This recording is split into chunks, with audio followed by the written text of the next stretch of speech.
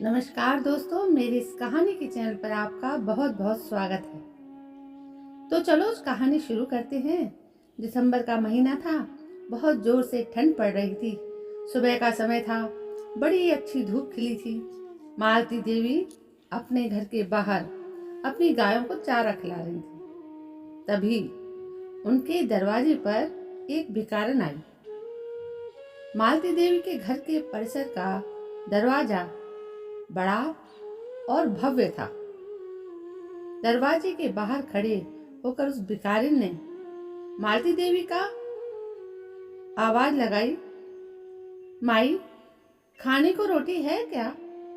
यदि कोई काम हो तो मैं वो भी कर दूंगी, बस बदले में कुछ खाने को दे दो।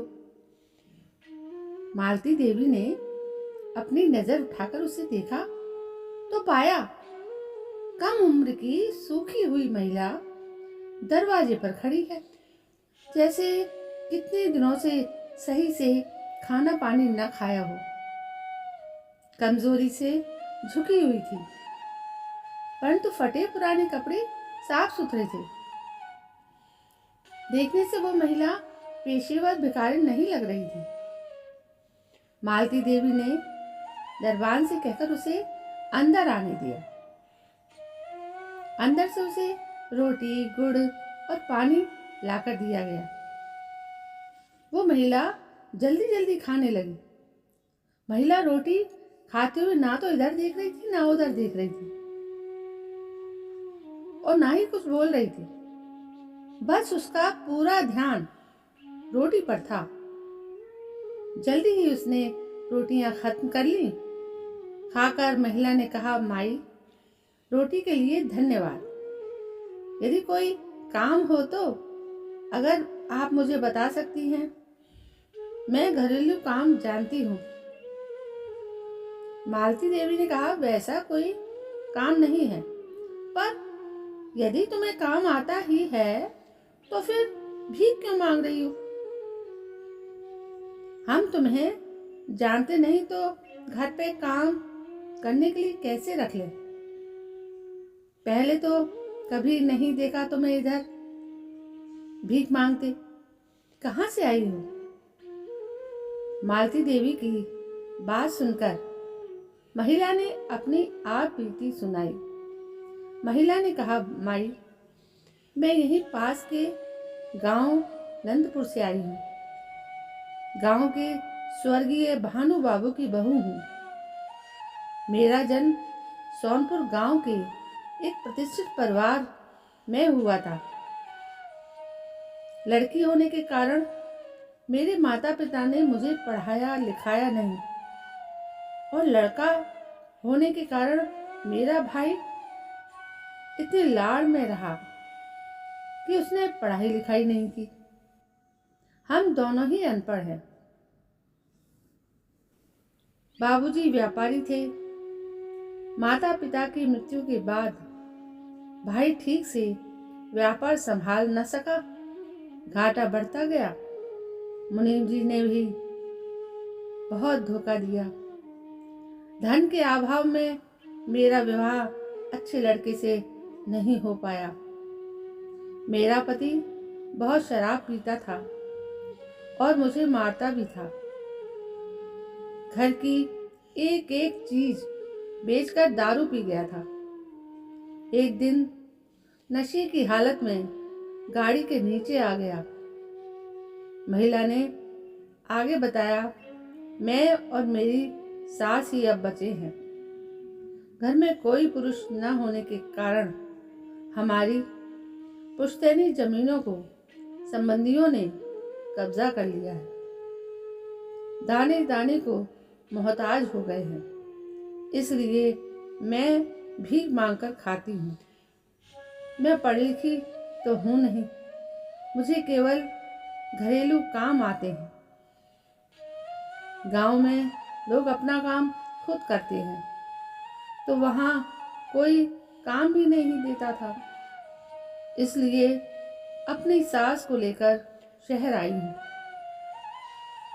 यहाँ तो घरेलू काम के लिए लोग हम जैसों को रख लेते हैं। कोई घर का काम मिल जाता तो हम सास बहू का गुजारा हो जाता। उसकी कहानी मालती देवी के साथ साथ उनका पूरा परिवार सुन रहा था। तब मालती देवी ने पलटकर अपने बेटे और बहुओं से कहा, देखो बच्चों, वो लाड़ में नहीं कुछ नहीं सीखने से क्या होता है। बेटी और बेटे में फर्क करने से क्या होता है। देखा तुमने, दारू पीने से क्या होता है, परिवार के कमजोर होने से क्या होता है। अपने आप यदि ना समझ में आए तो हमें किसी और की कहानी से समझना चाहिए। अपने बच्चों को सही से पढ़ाना लिखाना चाहिए। लाड़ में आकर उनका भविष्य नहीं खराब करना चाहिए। नशा सदैव घर बर्बाद करता है। परिवार के सदस्यों को एक दूसरे का साथ देना चाहिए, नहीं तो संबंधी भी धोखा देते हैं। फिर मालती देवी ने उस महिला से पूछा, क्या तुम्हें गाय की सेवा करनी आती है? यदि आती है तो आज से रोज तुम्हारा काम इन गायों की सेवा करना है। इसके बदले में मैं तुम्हें और तुम्हारी सास को 3 वक्त का खाना और महीने के अंत में 2000 रुपए दूंगी। उस महिला के आंखों में खुशी के आंसू बह निकले। कितने दिनों से उसने 2 समय का खाना नहीं खाया था। आज ईश्वर की दया से उसे 3 समय का खाना और 2000 रुपए नसीब हुए। वो मालती देवी के चरणों में गिर गई और उसने कहा, माई, मैं आपको शिकायत का मौका नहीं दूंगी।